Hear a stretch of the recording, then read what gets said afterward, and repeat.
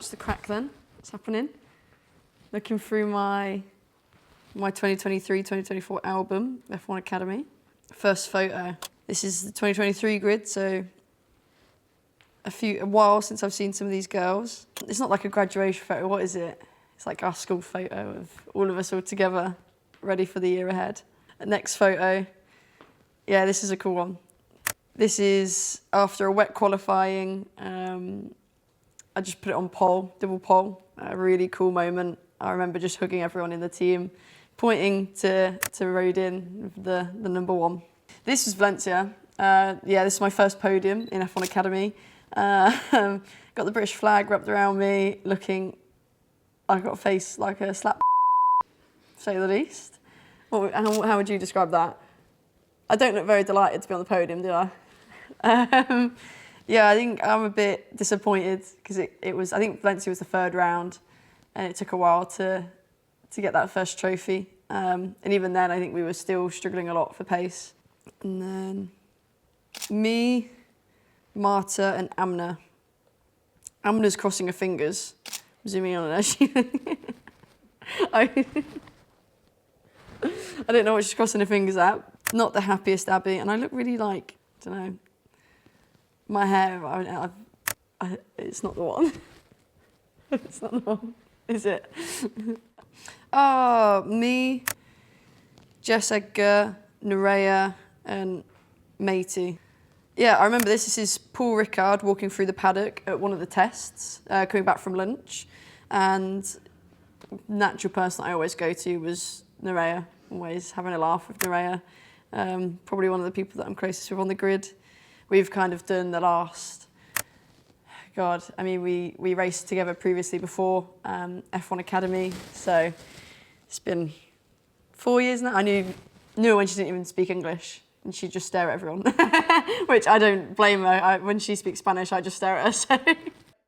Yeah, it's been really nice. Like, we've been kind of through a similar kind of career path, and yeah, we've gone through it all together, and I think we both know how hard it is and everything that we both had to overcome, you know, for her to still have been on the grid last year. It was tough, and same for me, and you know, for us it was a bit of a make or break season. I think I say to her a lot, if I'm ever like not first, but Nerea in the timings is higher than me, like she'll be P1 and I'm P2, I'm like, it's okay because it's Nerea. Like, she's the only person that I'd say that to. Like, I just cheer for her all the time. This is me getting in the car at Zandvoort. I can't tell if it's pre or post qualifying, but going off my face, post qualifying. Yeah, a bit angry for going into one of the races. Zandvoort is a place that I really love. And in 2023, I just didn't get the results that I wanted. I over-pushed in quali and just drove myself off the track because I was trying to find time that just wasn't there.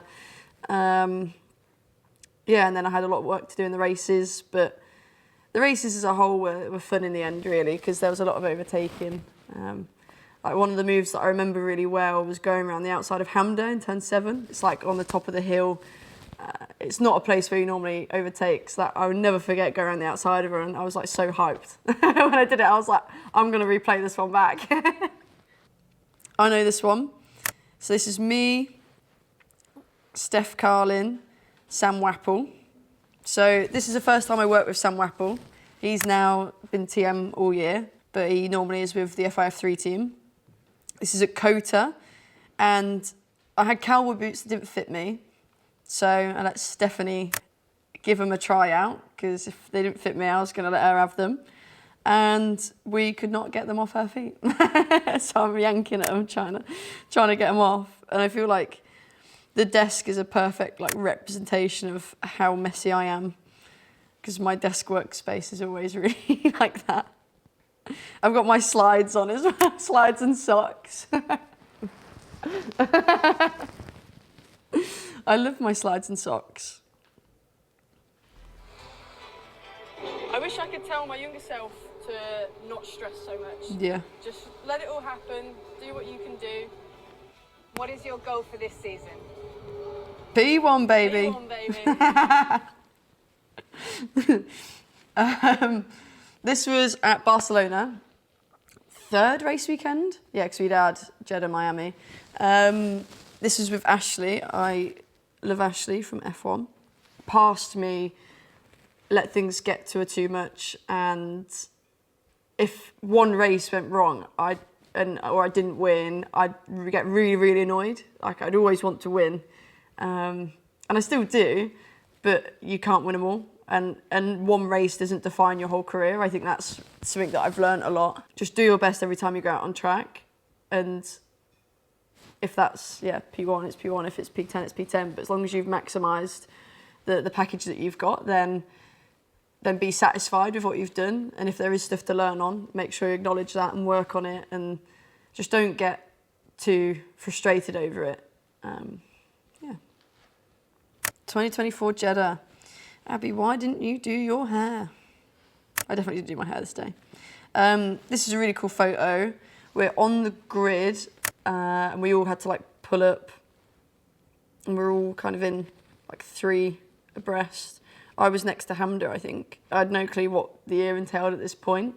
I feel like I probably get smilier and smilier throughout the year, because at this point I'm like, I'm barely cracking a grin here. I'm smiling, but I could do better. Me and Lola, you can tell we got on from the very start. This is on the grid on that same photo shoot that we had, and I didn't even know Lola very well at this point. We did a few simulator sessions together, but I can't remember how it happened, but she ended up being on my back, and I was piggybacking her around, and we got this photo. I think she was singing or something, can't remember. Yeah, another one from Jeddah, holding my P2 trophy and my champagne. So it was nice to get the first bit of silverware for the year. But I knew, I still had some work to do to get that top spot.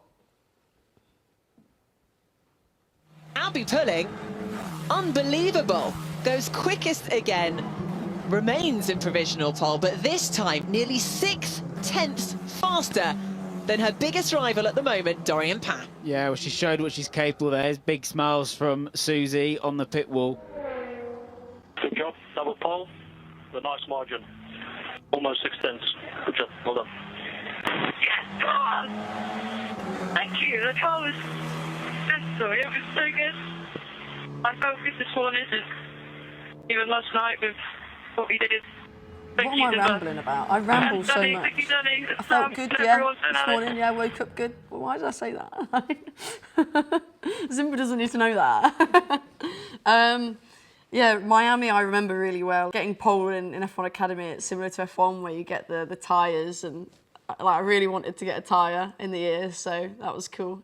But doing the double by a big margin was crazy, and I do remember it really well. I remember free practice, I wasn't happy with how the car felt. I mean, we were still really quick, and I was P2 and half a tenth off.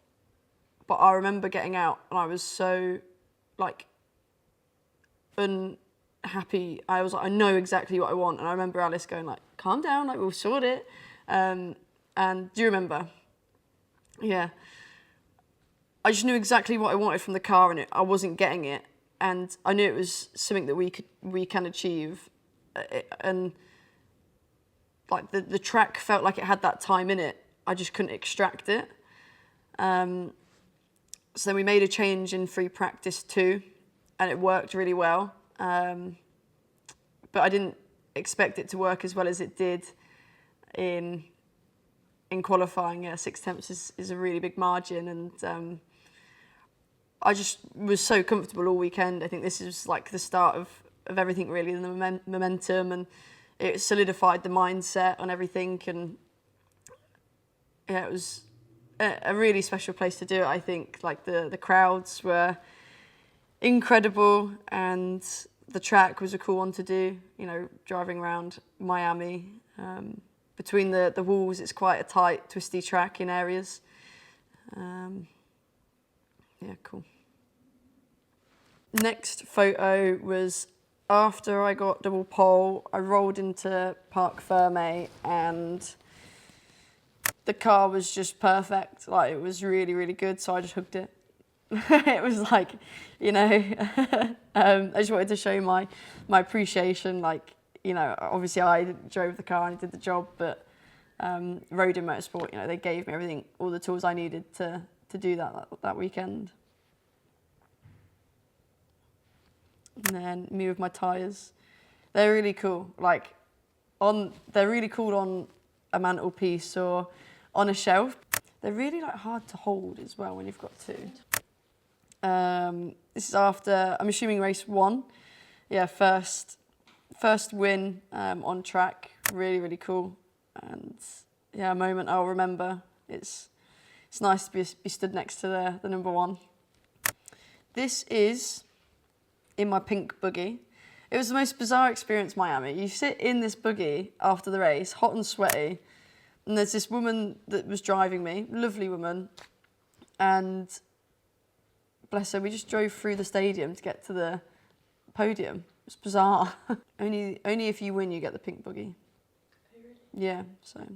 Yeah, I remember Miami on the podium. I really wanted to make sure I sprayed my team. So there wasn't really much space for them to run away either, because the barrier was really close. So I think I got them the second time they wised up to it. But this is cute.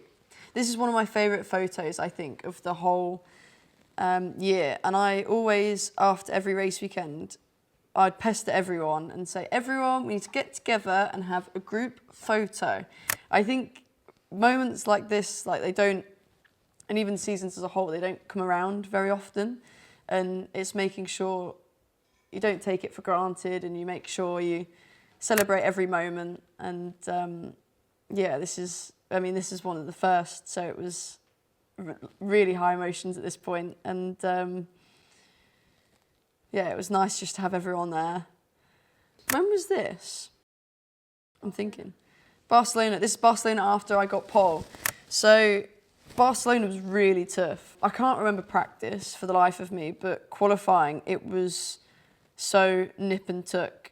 Like, every time I looked at the massive timing screen that you have going over the line, it's like a NASCAR style timing, and you can see it from the other side of the circuit as well, going to sector 2. And I kept seeing Chloe Chambers getting me, and I was like, Chloe, mate, like, I know you're like, just stop. And we were actually struggling a lot for the first half. We made a setup change, that's what happened. So in practice, we struggled with a balance issue.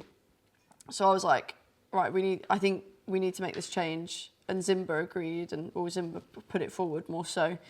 He was nervous that the track would rubber in with the F1 rubber and it would shift the balance back to where we needed it.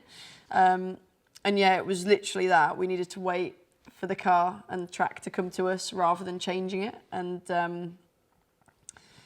yeah, luckily, you know, Zimba thought on his feet. We and Danny changed the car really quickly. We got out again and we're in a great position to fight for pole, and yeah, managed to do the double again. Have you got any suggestions for a celebration? Because I have no clue what I'm going to do. But I'm excited to see My what celebration her after this was celebration's awful gonna as well. So I don't know why this got so popular, because I didn't even do a cool celebration after, because I said that on the radio. So on here it says, like, when I went to the weighing, they pulled me into the weighing scale, and then they're like, no, actually you need to go there. So I'm just sat like in the middle of the thing, but I actually said it halfway around the track and no one replied on the radio. Like, they had like the whole like 2 minutes of the track, they didn't say anything. So I was like, come on, like, give me some inspiration. Like, I just counted 4 wins on my finger because I didn't know what to do.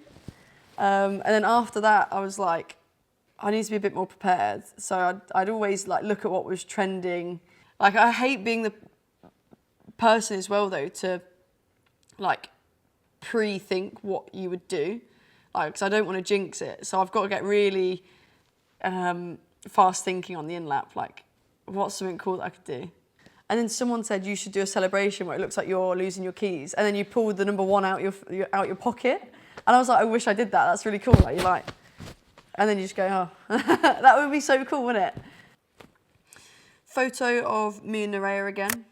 Really happy. Sharing the podium with Nerea is always nice. I have no clue what I said at the time, but obviously I'm just a really funny person because she's laughing a lot. Me congratulating Chloe. I finished second in this race. It was quite hard fought for Hamda. Yeah, it was right on my tail. But it's always nice to get your first win, so I made sure to congratulate Chloe. Zandvoort, the only wet race of the year. I really, actually no, we didn't even have a wet race. It was only wet qualifying. I really wished we had a wet race. Like when we were on the grid and all the rain come down, I really wanted to. I was so mentally ready to have a wet race and go out and go for it. But yeah, it got called off, unfortunately. I lost my umbrella as well. So this video, I was about to get in the car for either free practice or a race or something. And Hannah passed me her Polaroid camera and I wanted to run and take a photo of Nerea and take a mug of Nerea, but she wasn't there. She had to run back and get in the car because all the trolleys were there ready to go.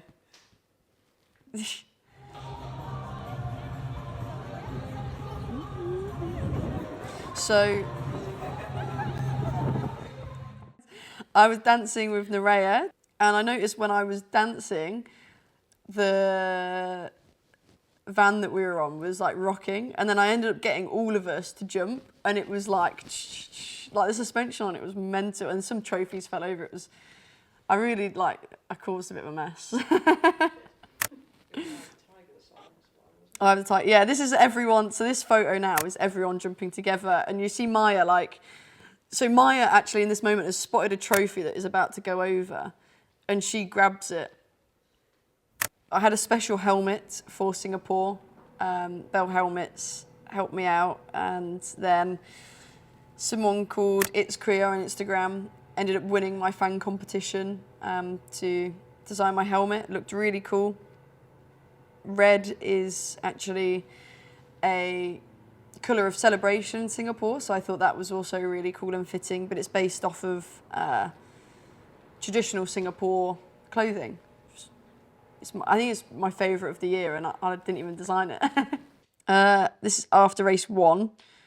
I had my trophy, and I was very happy, and I just laid back and hugged it. Well, Singapore, I did so much prep for. I knew that there was limited track running, and I did so many days on the simulator, just so when I turned up, it was like I'd already done not even just one race weekend there, 5 or 6 race weekends there. And it was a track that I almost put quite a lot of pressure on myself on to perform at, because if there was anywhere I wanted to win, it would have been Singapore. It's the only one that I was I can't leave without taking the biggest trophy. This was the first point in the championship where I started thinking about kind of the end goal and more of the standings, and I was it's going to take a lot to kind of stop this now. I think I had to finish 7th, P7 in the rest of the races, and that would have been enough. So one more win, and it was that would have been it. Next photo is Qatar. It'll be my mechanic Danny holding the champion board, and yeah, me crossing the line. I almost wish I went, track limits exist, so you can't go over the white line, but I wish I kind of went a bit closer to them and high-fived them on the way past. No, I can do that. But yeah, I was emotional at this point. You can't see it because I got my helmet on, but.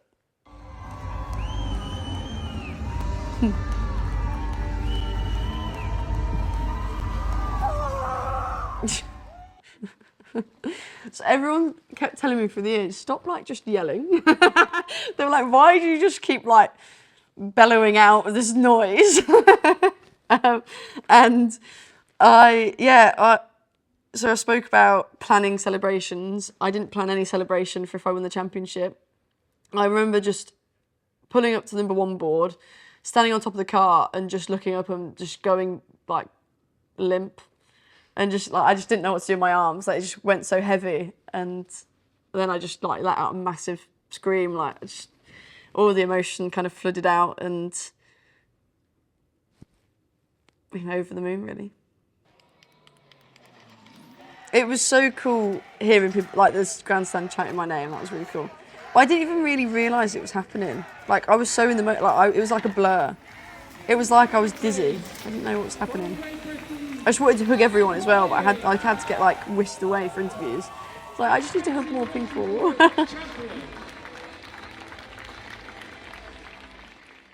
Winning the prize of a fully funded seat is priceless, and yeah, last year it was all or nothing, and I had to win and get that prize. I think if I finished P2, who knows where I'd be now? I don't think I'd be sat on this couch talking to you with this trophy next to me. So yeah, I had a really comfortable winter.